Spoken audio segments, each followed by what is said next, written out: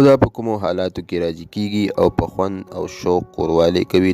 دوستانو نن په دې ویډیو کې ډیر زیات مهم معلومات در سره شریکوم چې یقینا دا به ستاسو دپاره ډیر زیات پیدامن وي. ملګرو ویډیو را سره تر اخره پورې وګورئ چې د ټولو معلوماتو نه خبر شئ. کوم ملګري چې زموږ په چینل کې نوي دي او زموږ چینل یې نه سبسکرایب کړی نو مهرباني وکړئ زموږ چینل در سره سبسکرایب کړئ او خوا کې ورسره د ټلۍ نشان ووهئ چې داسې معلوماتي ویډیوګانې درته په اسانه در ورسي. سلامونه دوستانو، که نن سبا وګورئ نو په کورونو کې اکثر څه مسایل او لانجې را پیدا کیږي. نو د دې مسایل او لانجو نه ځان ساتلو لپاره یو څه داسې پټ رازونه او کارونه وکړئ نو یقینا خدا به در سره ډیر په مینه او شوق سره کوروالی وکړي او ستاسو په ټولې پریشانۍ ختمې شي. که چېرې تاسو د ښځې میاشتنۍ بیماري راشي او له هغې نه ښځه ولامي نو تاسو خپلې ښځې ته یو تحفه راوړئ نو په هغې به ښځه ډیره خوشحاله شي او ښځه هم دا غواړي چې د خاوند سره په مینه میلو شي او کوروالی ورسره وکړي. او که تاسو ورسره په مینه خبرې وکړئ نو دغه کار کولو سره ستاسو